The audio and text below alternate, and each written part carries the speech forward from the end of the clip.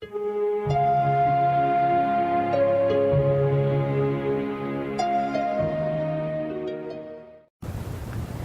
in time, this old kitchen with the wall oven was not used as living quarters for us. We didn't need it for that because we had moved to the other end of the house.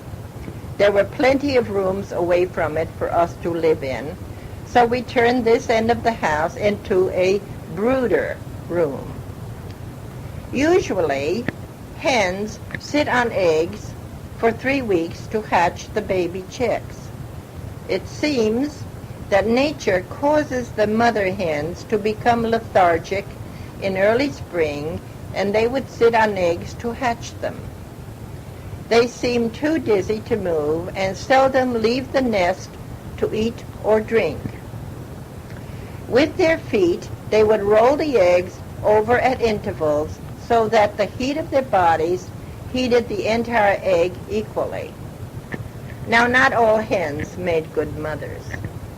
Sometimes my father squirted cold water on hens to stop this lethargy and try to make the hens normal again.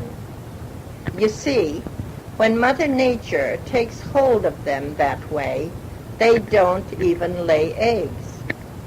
It's like the birds in the trees building nests in spring and sitting on the eggs to hatch them.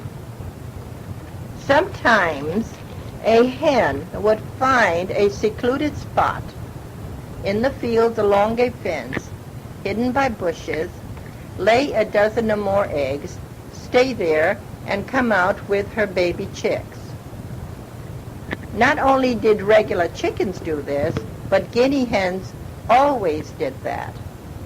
We even had them, but only as a novelty. They were so cute. They didn't amount to anything, not for their eggs nor for eating purposes.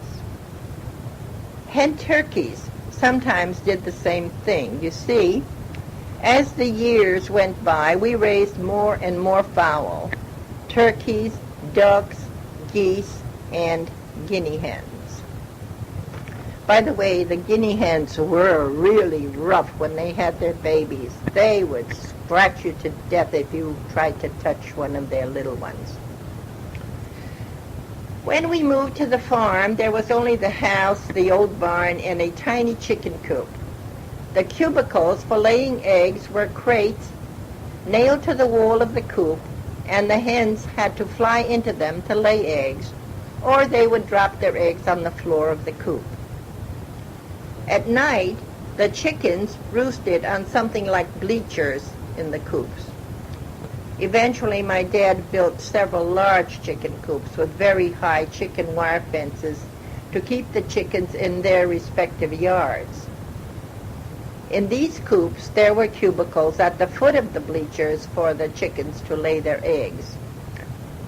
Several times a year, the coops were cleaned out and whitewashed to kill off the chicken lice.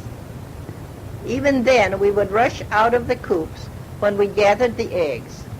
You see, we sold many eggs in the city on marketing days. Now, we always had a few beautiful roosters among the chickens for fertilization purposes. Sometimes we'd have a beautiful, high-strutting, loud crowing, and mean rooster. He would defend the chickens from everyone, including humans who dared get into the chicken yard. We had such a rooster on occasion. He would fly at us, scratch us, and make us bleed. We would be afraid of him even to feed the chickens, let alone go in to pick the eggs. When we did go into the coop or the chicken yard, we carried a broom with us to fend him off. And you know, these roosters usually wound up as delicious chicken soup. Now, many farmers in spring sent away to poultry farms for baby chicks. I think we did that too, but usually we incubated our own because we had an incubator and a brooder in our old kitchen. which we didn't use anymore. Our incubator would hold 140 eggs at one time. So if all the eggs were fertile, we would get 140 baby chicks. However, there were always some sterile eggs. The incubator was like a tall table with a glass door in back of which was a shelf and an empty space under the shelf. It stood on 4 legs about 30 inches from the floor, and on one side was a kerosene lantern-type heater, which was lit, and the heat from it went through coils to keep the eggs warm. These eggs had to be rolled several times a day manually because there was no mother hen to do it with her feet. The temperature had to be constantly the same so as not to either overheat or cool off the eggs too much. It took 3 weeks of this constant care before the eggs hatched. It was such fun to watch the baby chicks wiggle out of the eggshells. When it was time for the hatching, we watched constantly because we had to remove the baby chicks and place them in the compartment under the layer of eggs where they were kept warm and dry. The eggshells were removed to make room for more babies to hatch. When all the eggs hatched, the babies were removed to the brooder. This was another kerosene-heated stove surrounded by a tin dome under which the baby chicks were kept warm for weeks until they were big enough to run around by themselves. Our first attempt at raising turkeys was not planned. My brother Bill or Walter, perhaps both, cut across Mr. Morgan's farm. He had a turkey farm. Then across the fields of Chayinsky's as a shortcut to our house. As they jumped over a fence to cross it, they frightened a mother turkey who was sitting on eggs. We called those stolen nests. There were a few eggs there, so the boys brought one egg home and told their story. My mother then placed the egg in the incubator with chicken eggs to hatch it. Since it takes 4 weeks for turkey eggs to hatch and only 3 weeks for chicken eggs, we had to keep the incubator going for an extra week to give the embryo ample time to develop. We didn't know if it would become a real live turkey, but it hatched. How my mother cared for it, because baby turkeys are extremely delicate, as are baby chicks. We kept it in a box by itself to keep it warm and so forth until it could be let out to be with the chickens. This turkey grew to be a gorgeous gobbler, and could he gobble? We could hear him continually with his gobbledy-gobbledy-gobbles. In the fall, Mr. Morgan just happened to be visiting us for some reason or other, and he spotted the gobbler. How I'd love to have that gobbler to strengthen the strain of my turkeys, he said. I'll buy him. How much do you want for him? He's not for sale, was my mother's reply. Little did he know that that turkey gobbler was really one of his own strains anyway. Well, my dad sold that gobbler around Thanksgiving time for about $25 or more. That was a big amount of money for him, and turkeys were very expensive then, easily $1 a pound or more. This turkey was enormous. Now, the old kitchen didn't remain continually a brooder container for baby chicks. One of the coops my dad built had 2 rooms, one for grain and etc., grain for the chickens, and the other room for baby chicks. The old kitchen he removed entirely, thus eliminating the wall oven completely. Our house then had only 2 chimneys remaining, and a big porch surrounded the house on 2 sides. It was lovely.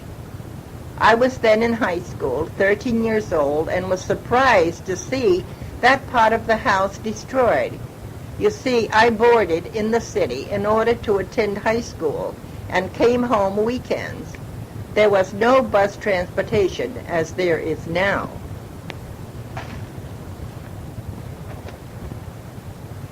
Going back to the raising of the baby chicks, most of them were sold as broilers or fryers. We kept the female chickens for laying eggs and propagation. It was easy to distinguish the sexes at about 2½ months or more. The chicks grew feathers, and the baby roosters started to get combs on their heads, and they had longer legs than the pullets. Also, and sometimes, these baby roosters started to crow too. They sounded so funny because they had a baby cock-a-doodle-doo, not like a full-grown rooster did. A chicken dealer came around regularly in late spring and early summer to buy and bargain for the fowl. He would weigh 3 or 4 chickens at one time on the scale, then throw the chicks into crates on his wagon or a truck if he had one. This was very rare at that time. He would have to be watched because he would try to manipulate the scale in various ways to do a little cheating, always in his favor, of course. At the beginning of our farm life, we had Rhode Island Reds and Plymouth Rock chickens. They were a larger chicken than the white bantam hens and laid brown eggs, whereas the white bantams laid white eggs. Also, the smaller white chickens were more productive. They laid more eggs in the course of a year than did either of the other 2 brands. There was a great deal to do to raise the chicks from their very beginning. They needed and received much attention as to their feed, their water, housing, and general care. Now, as we grew older, we, as children, had to do our part in taking care of them. While feeding the chickens, there were so many blue jays, huge numbers of them. They would fly in and feed with the chickens to get their share of the food. My brothers used to play tricks on these blue jays and snare them. They made snares out of the hair from the horse's tail somehow. I may add here that we consumed a fair amount of our chickens as roasters and in soup. I enjoyed the soup and the roaster, but I hated the vision of watching the killing of the chicken.